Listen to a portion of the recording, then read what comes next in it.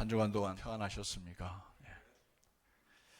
한 주간 동안 봄이 한 걸음 더 우리 곁으로 다가왔음을 느낄 수 있었습니다. 물론 중부 지방에서는 겨울이 봄을 못 오게 막느라고 동장군이 눈을 많이 뿌렸다고 하더라고요. 근데 그 다음날 싹 다 녹았다고 합니다. 옛말에 그런 말 있죠. 닭 모가지 비틀어도 새벽이 오듯이 봄이 우리 곁에 다가옵니다. 오늘은 사순절 두 번째 주일입니다. 하나님을 찬양하고 예배하기 위해서 이렇게 샘솟는교회 앞에 모인 우리 여러분들 주님의 이름으로 환영합니다. 주위 분들한테 참 잘 오셨습니다. 은혜 받읍시다. 이렇게 인사합니다.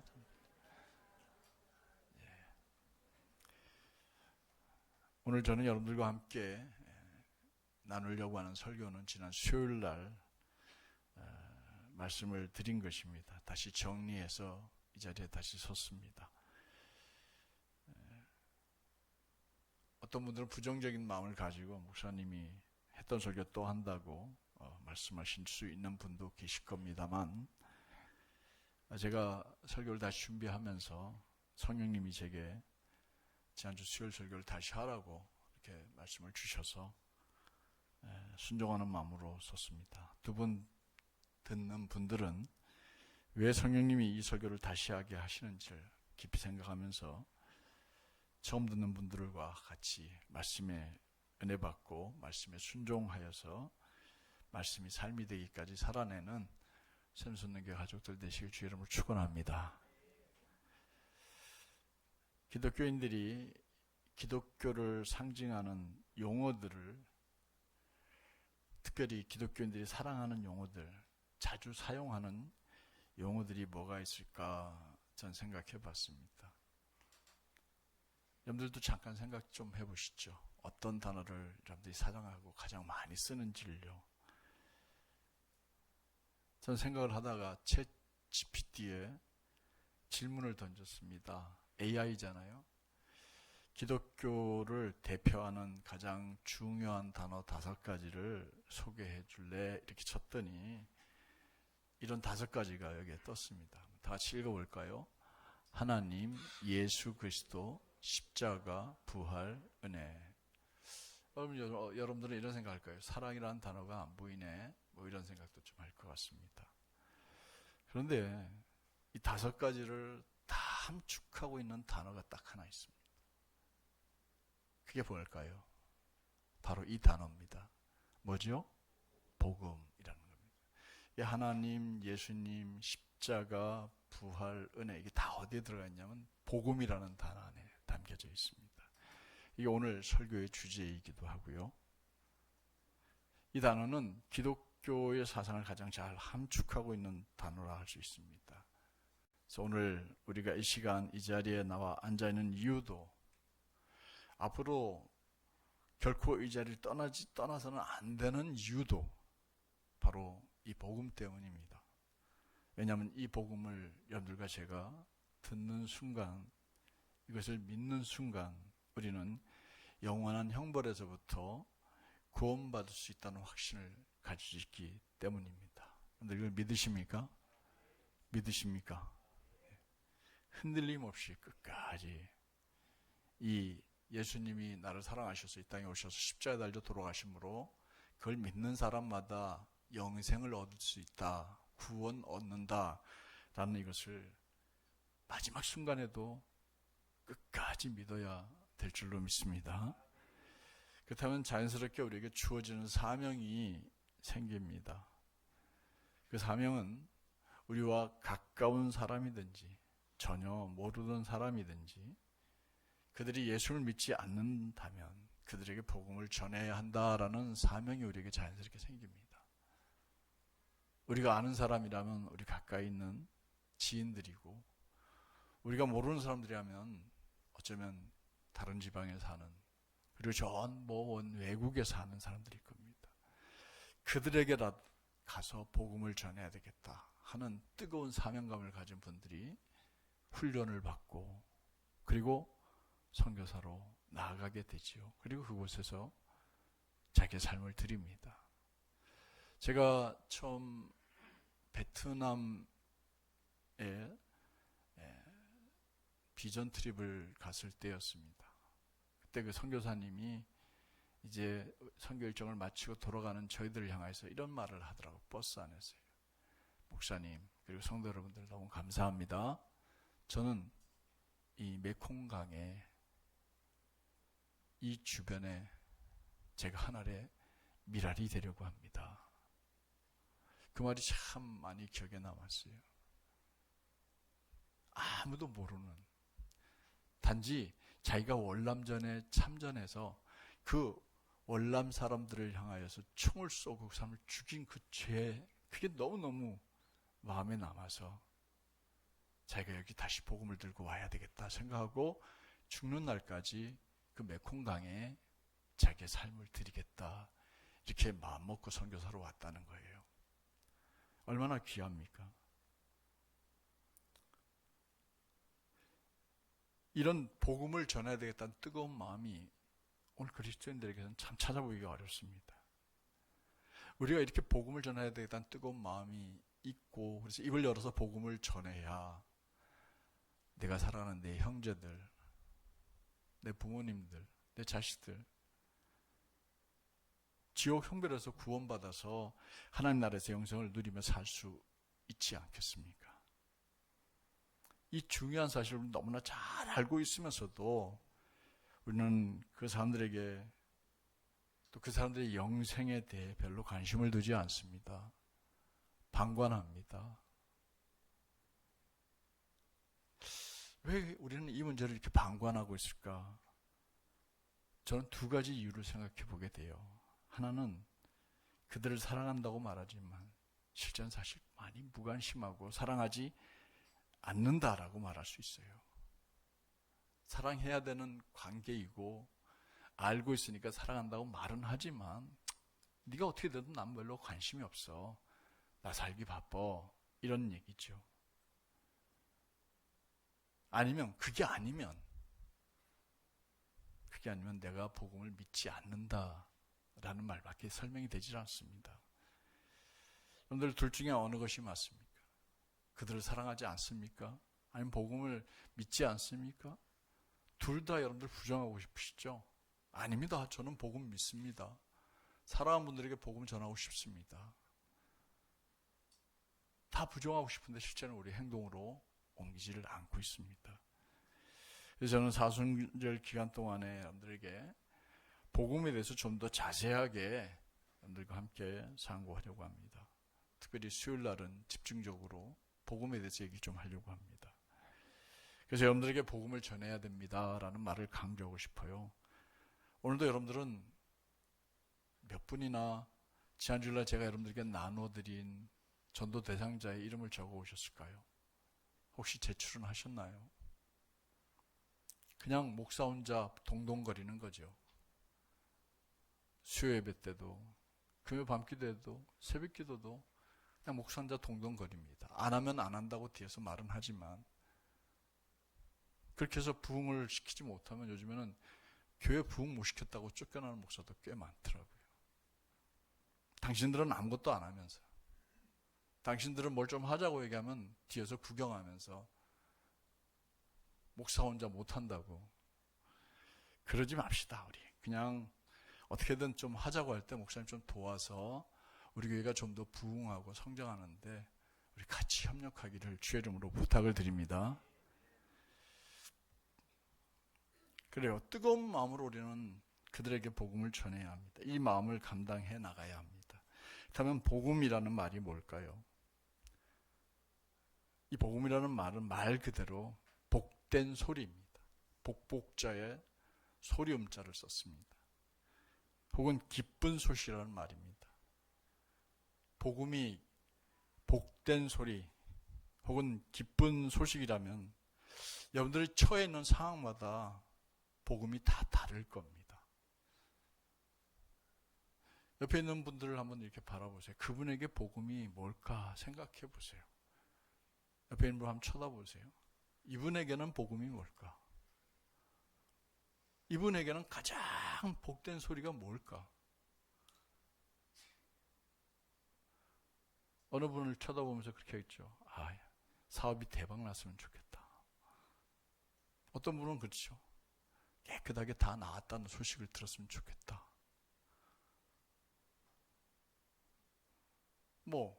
애들 공부 잘한다는 소리를 들었으면 좋겠다. 다 복음이 달라요. 상황에 따라서, 개인에 따라서 다 복음이 다릅니다. 예수님이 이 세상에 오실 때 그 당시 이스라엘 백성들은 메시아 대망 사상이라는 게 있어요. 메시아가 왔으면 좋겠다. 기다릴 때자예요. 기다리다, 기대한다 할 때 대망, 간절히 기다리며 바랬던 거예요. 왜요? 그 당시 이스라엘 백성들은 로마의 지배를 받으면서 경제적으로나 사회적으로 너무나 억압받는 삶을 살았어요. 민족적으로 메시아가 와야지, 빨리 오셨으면 좋겠다, 이랬던 겁니다. 과중한 세금을 내야 했고, 무슨 공사만 있으면 불려나가서 노역을 해야 했고, 전쟁터에 징집돼서 생명을 잃어야 했습니다. 생때 같은 내 아들들 꽃도 못 피운 채 전쟁에 잃어야 했습니다. 가난했습니다. 먹을 것이 없었습니다. 일할 자리도 없었습니다.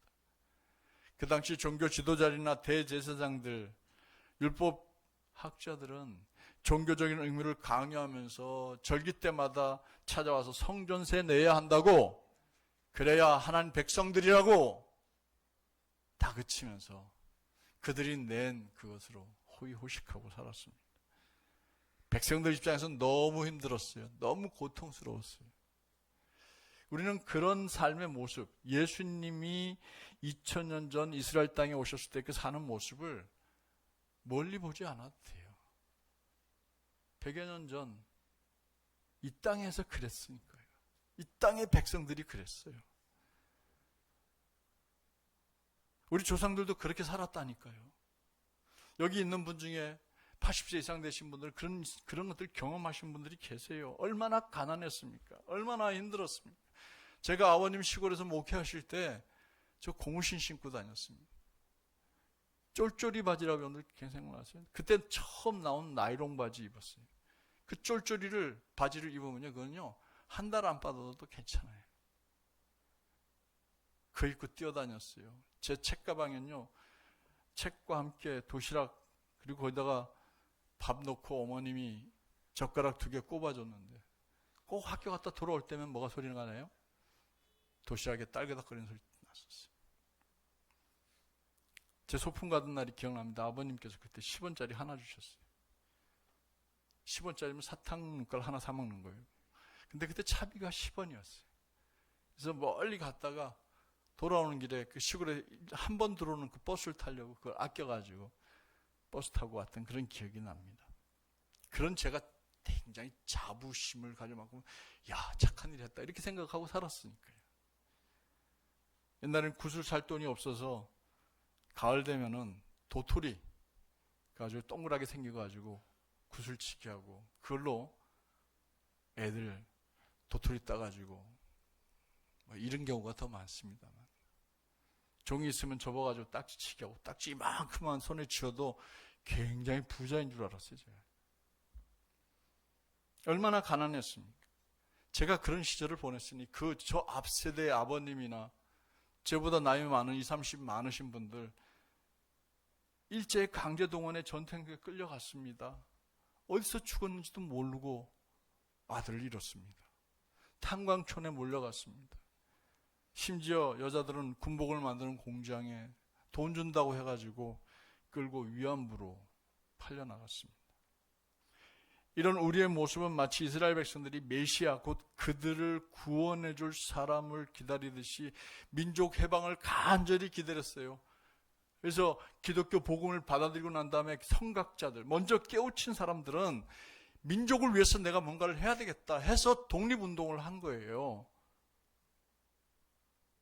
그리고 1945년 8월 15일 날 라디오에 이런 소리가 들렸습니다. 한번 들어보실래요? 없어요. 제가 안 보내줬습니다. 이거 어떡하죠? 제가 들려드리고 싶은데,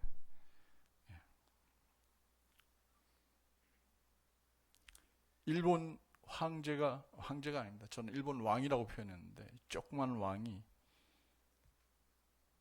소리를 지르면서 항복을 외칩니다. 제가 저장을 해놨는데 죄송합니다. 보내지 못했습니다. 근데 기회가 되면 인터넷으로 일본 황제가 항복하는 소리를 한번 들어보십시오.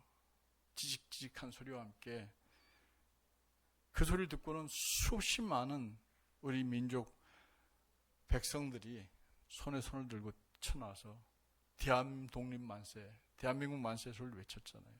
이 항복을 소리를 듣기 위해서 1919년 3월 1일 날 바로 오늘이었습니다. 유관열수를 비롯한 수많은 학생들과 백성들이 손에 태극기를 들고 다 장터에 모여서 일제가 쏘는 총칼 앞에서 두 손 번쩍 들고 대한독립 만세를 외쳤어요. 그런 부르짖음이 있고 간절한 바람이 있었기에 8월 15일 날 1945년 8월 15일 날 일제 그 쬐끄만 왕이 떨리는 소리로 항복을 얘기할 때 대한민국은 폭발할 수밖에 없어요. 그때 가장 기쁜 소식이었거든요. 그 당시 상황에서 가장 기쁜 소식이었어요. 복음이었던 거죠. 오늘 본문은 사도 바울이 로마에 있는 예수를 믿고 따르는 사람들에게 쓴 편지입니다.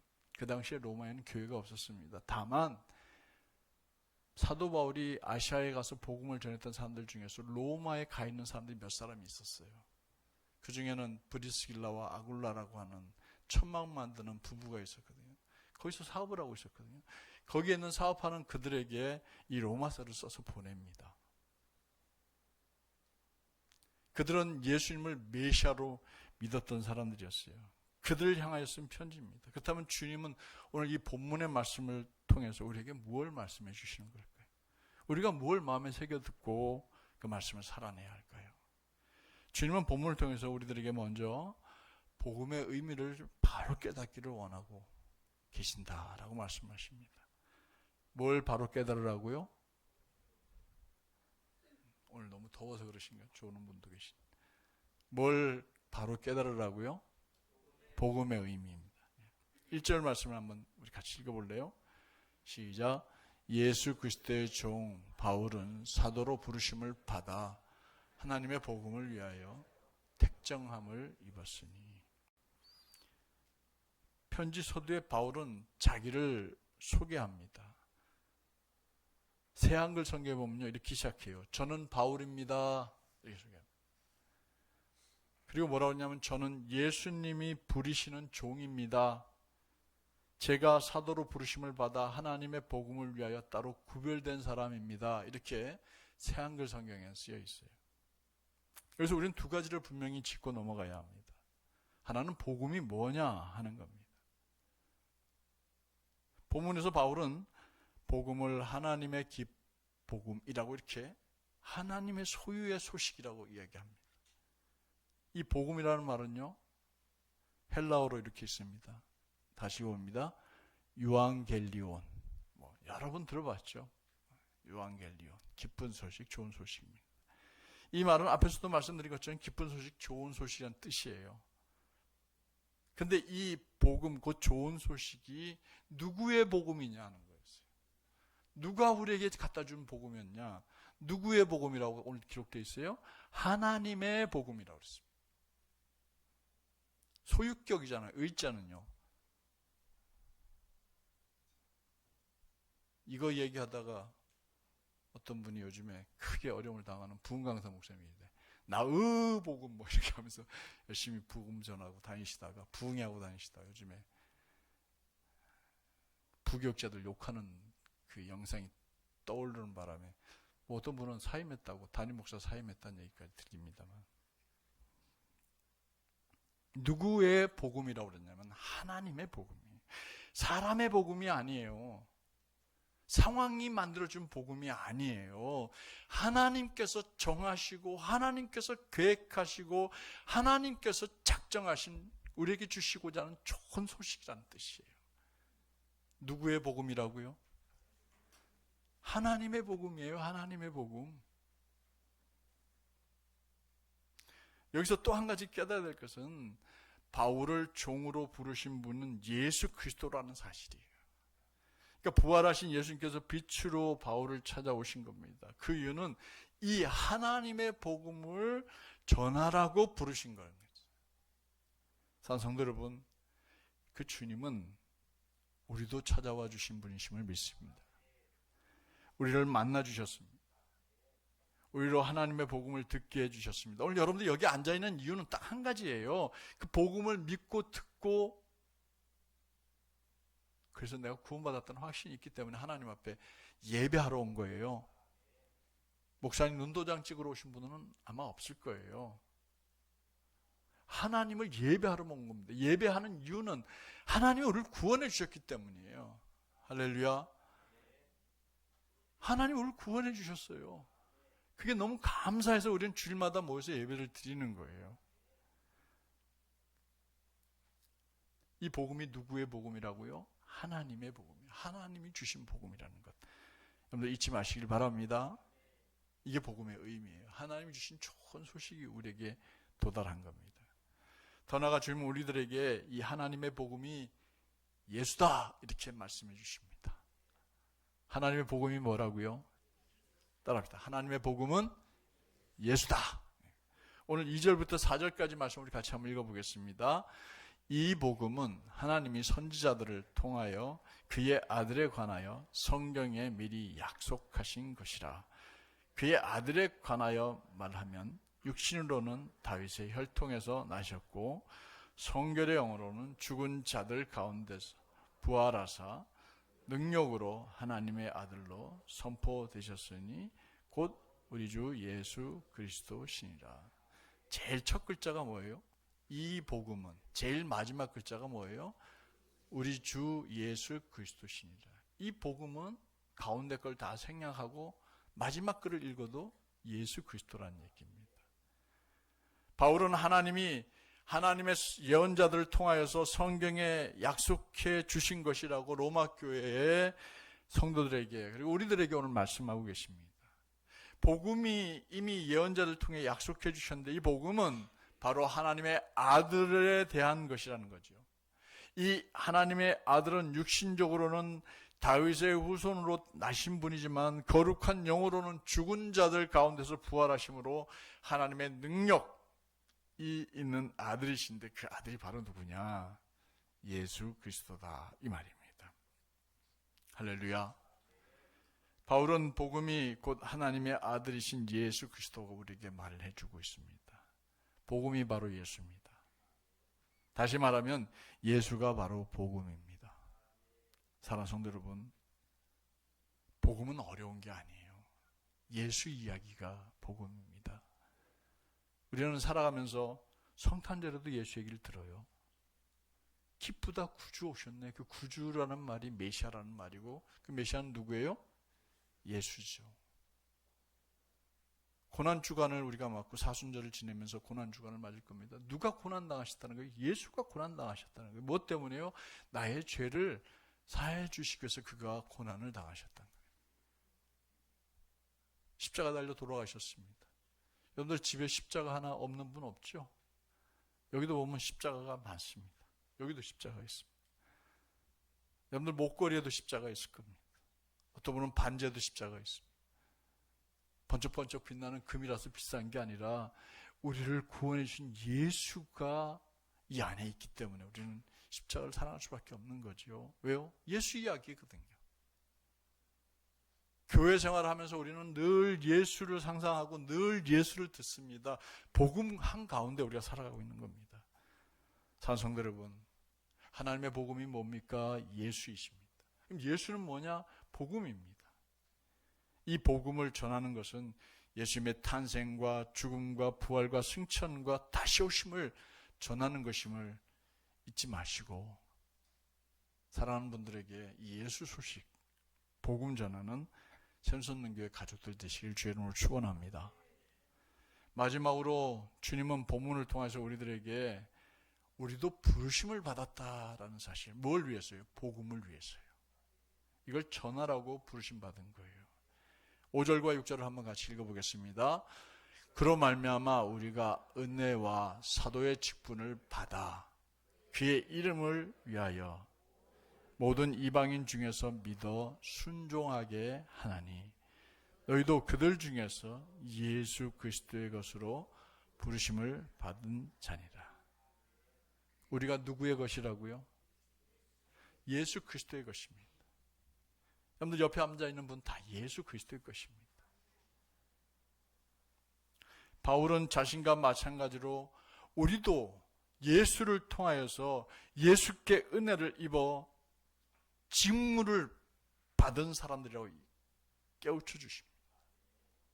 직무란, 직분이란 교회에서 우리가 해야 될 어떤 받은 직분, 그것도 직분이지요.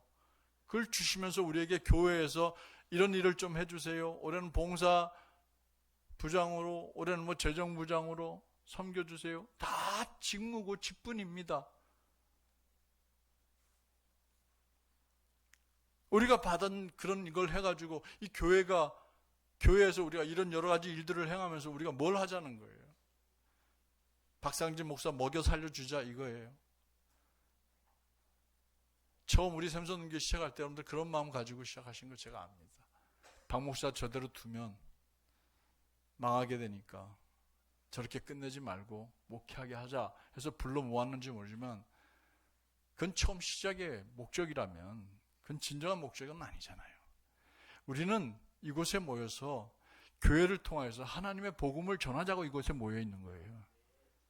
박상진 목사 먹여 살리자고 하는 거 아니에요. 그건 인간적인 생각이에요. 어떻게 해서든지 한 영혼을 더 구원해서 이 행복한 교회에 그들을 태워서 하나님 나라로 배 타고 둥실둥실 구원의 방주가 되어서 하나님 나라 같이 가자는 것 아닙니까? 그런 목적이 아니라면 우리는 우리 여기 모여있는 목적을 다시 생각해 봐야 돼요. 우리는 그런 직무를 받은 사람들이에요. 예수 그리스도를 믿고 예수님의 말씀에 순종하도록 하는 겁니다. 이렇게 하는 것이 바로 예수님을 위하여서 하는 일이에요. 이 일을 해야 하는 그 사도의 직무를 받은 사람들. 그래서 이 교회를 섬기기 위해서 장로도 되고 권사도 되고 또 전도사도 되고 목사도 되고 집사도 된 거예요. 계급장이 아니잖아요. 부담스럽죠. 받으신 분들 잘 압니다. 장로로서 장로 역할을 잘 못해서 부담되고요. 권사로서 권사 직분을 잘 못해서 부담되는 거 압니다. 그래도 우리가 이 일을 기쁨으로 감당해야 되는 건 억지로가 아니라 이 교회를 사랑하기 때문에 여러분들 감당하는 거예요. 복음을 사랑하고 날 위해서 구원해 주신 예수님이 너무 고마워서 그들을 함께 감당해 가는 거예요. 우리가 말도 안 통하고 또 낯선 사람들 찾아가서 우리가 받은 사도의 직분, 즉 그들에게 예수를 믿어 그 말씀에 순종해서 구원받은 백성이 되라고 하는 것 사실 불가능합니다. 먼 외국 가는 건 더더욱 불가능합니다. 가까운 여기 앞에 나가서 주일날 아침에 여기 나눠줘도 쌩쌩거리는 사람들 많아요. 안 받는다고 툭 치고 가고 아예 뭐 눈길도 안 주고 가는 분들이 있고 어떤 분들은 또 수고하십니다 인사도 하고요. 몇 번 안 해보시죠? 해보신 분들 몇 분 안 계세요. 그죠? 그 전도 그렇게 해보신 분. 여러분들 평생에 그런 거 안 해보셨잖아요. 그죠? 심지어는 내 정말 가까운 친구인데 너 예수 믿어야 돼. 너 그렇게 예수 믿고 천국 가야지. 왜 이렇게 살아? 그런 얘기 하는 거 쉽지 않잖아요. 그죠? 안 하잖아요. 아예 안 해요. 우린 잘 안 해요. 전도하고 모이자고 하면은 저 식사 준비해야 되고요. 다른 분들 내보내고 안 해요. 그래서 하나님께서 우리들에게 낯선 사람에게 복음 전하라고 강요하고 등 떠밀지 않습니다. 그래서 하나님께서 우리에게 선교의 다리를 만들어 주셨어요. 다리. 여기하고 여기를 연결하는 다리. 그게 뭐냐? 관계라는 거예요. 관계. 그래서 이걸 선교학 용어로 브릿지 오브 갓, 하나님의 다리라는 거예요. 관계가. 우리가 관계를 맺어져서 이 관계가 연결되어져 가는 거예요. 그게 뭐냐? 결국 그 관계를 통해서 뭐 하라는 거예요? 다단계 하라는 거 아니잖아요. 복음 전하는 그 사람한테. 그게 복음이 전해져야 복음이 또 전해져서 우리는 실제 우리 다음 세대로 자식들에게 전해져야 그들이 복음에 대한 충성된 일꾼인데 또 전달하고 갈 거 아니겠어요. 그 방법은 말로 전하는 방법도 있고요. 바울처럼 편지를 써서 보낼 수도 있습니다. 그래서 새한글 성경에 보면 7절을 이렇게 번역해 놓았어요. 우리 한번 같이 읽어볼게요. 나는 로마에 있는 여러분 모두 곧 하나님께 사랑받고 성도로 부르심을 받은 여러분들 모두에게 이 편지를 보냅니다. 바울은 로마에 있는 사람들에게요, 어떻게 전도를 했어요? 편지 썼어요. 이 로마서를 썼어요. 여러분들에게 제가 지난주에 부탁드렸던 주소를 좀 보내주시라. 이 얘기는 뭐냐면 여러분들 직접 못하면 제가 편지를 써서 보내겠다는 뜻이에요. 여기 앉아있는 분들 중에도 지난주에 못 나오셨는데 제가 편지를 써서 여러분들 보내드린 것 받으신 분 계실 거예요. 어땠어요? 받으시니까 기분 안 좋으신 건 아니셨죠? 네. 그런 거예요. 요즘에 손편지 어느 집사님 그러더라고요. 목사님 만년필 글씨체가 너무 멋집니다. 저는 다이소에 가서 1,000원짜리 만년필이 있어요. 그거 사가지고 써서 보내요. 만년필로. 그 편지 받고 고맙다고. 그래서 어떤 분은 안 버리고 모아놓는다고 하는 분도 있고요. 어떻게든 복음 전하려고 하는 방법을 떠올리면 어떻게 하든지 전도하고 싶어지는 생각이 드는 거예요. 근데 만약에 여러분들 주일날 교회 안 나왔는데 목사가 편지도 하나 안 보내고 전화도 하나 안 하고 주보도 안 보내고 그러면 전 또 여러분들이 그럴 거 아니겠어요? 무관심한 목사라고. 어쩌자는 겁니까? 여러분들에게 편지를 보내는 거예요. 주보도 보내고 손글씨를 쓰고 톡으로 몇 자 적어서 보낼 수도 있지만 그래도 그게 더 정성스러워 보일 것 같아서요. 그렇습니다. 전도해야 합니다. 복음을 전해야 되거든요. 그래야 들은 그 사람이 언젠가 여러분들에게 고마워할 거 아니겠어요. 사랑하는 성도 여러분들, 말씀을 정리합니다. 오늘 사순절 두 번째 주일입니다. 교회에 이렇게 모인 여러분들, 또 영상으로 예배드린 여러분들 모두에게 하나님의 복음, 유앙겔리온, 너무 좋은 소식, 예수 그분만 믿으면 영원히 살 수 있다는 좋은 소식 여러분들에게 전해드렸습니다. 그 여러분들 믿고 있는 줄로 믿습니다. 그리고 이게 우리를 부르신 뜻을 생각해 보십시오. 그 이유도 생각해 보세요. 바울처럼 말로는 혹은 편지로라도 그것도 안 되면 톡으로라도 복음 전하라고 나한테 주신 관계임을 깨닫고 복음 전하기 위해서 최선을 다하는 사순절 기간을 보내는 샘솟는교 성도들 되실 주의 이름을 축원합니다. 축원합니다. 기도하겠습니다. 사랑의 주님 고맙습니다.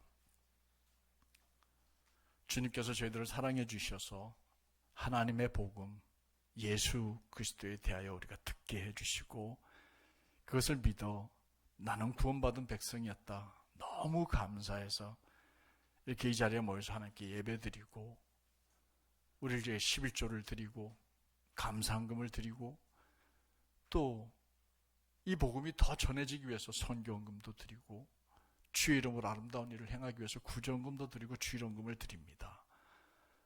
주님, 그저 간절히 원하옵기는 나만 믿고 나만 천국 가겠다는 이기적인 그리스도인들이 되지 않게 도와주시고 나에게 브릿지 오브 갓 하나님의 다리를 연결해 준 그 모든 사람들에게 예수 복음 전하여서 그들에게도 내가 누리는 이 기쁨, 내가 누리는 이 감사, 내가 누리고 있는 이 하늘나라의 영원한 삶에 대한 확신을 그들에게도 바르게 선물할 수 있는, 그래서 그런 직분을 잘 감당하는 우리 샘솟는교회 가족들 되게 하여 주시옵소서.